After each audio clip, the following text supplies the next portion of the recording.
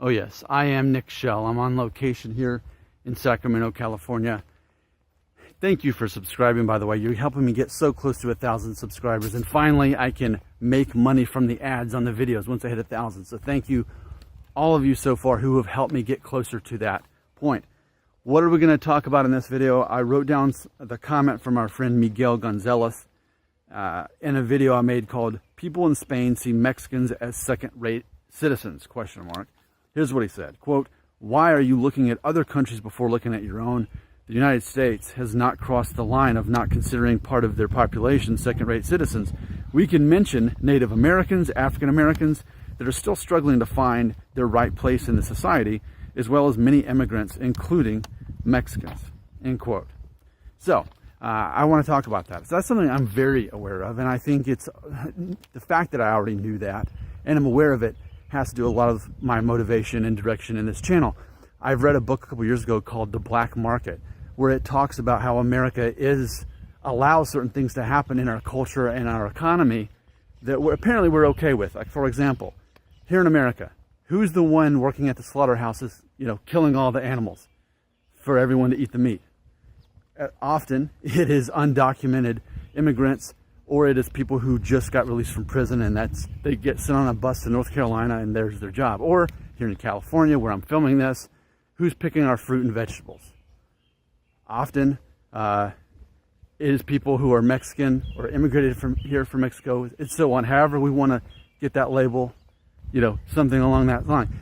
We allow second-rate citizens to be a part of our economy and our society, yet we won't recognize that they truly are second-rate. So, this isn't something that just happens in Spain. It's not something that just happens in the United States. I'm sure it happens in a lot of places. But it's a matter of me, as an American, admitting that it happens and saying it's a difficult thing, because no one here in America is going to admit, oh yeah, we let undocumented workers from Mexico kill our animals so that we can eat them and pick our fruit, because no one else wants to do that for such low pay and no benefits, or build our houses here. No one wants to admit that, but we know that it exists. But are we really going to change any policies? No, because the system is not broken for the rest of us to have to worry about it. So I think that is interesting how that happens and how we continue to allow it. I'm not saying I agree with it. I'm saying I don't agree with that we can be complacent about that. But it does happen. I've been aware of it for a while, and I like having these conversations because even if I can't do anything to change it, I can at least have a conversation. I can lead us in a conversation about that. Because where would we be in America if we didn't have undocumented illegal Mexicans building our homes, picking our fruit, working at the slaughterhouses to kill the animals that we eat? They're a big part of our economy. They're a big part of our society.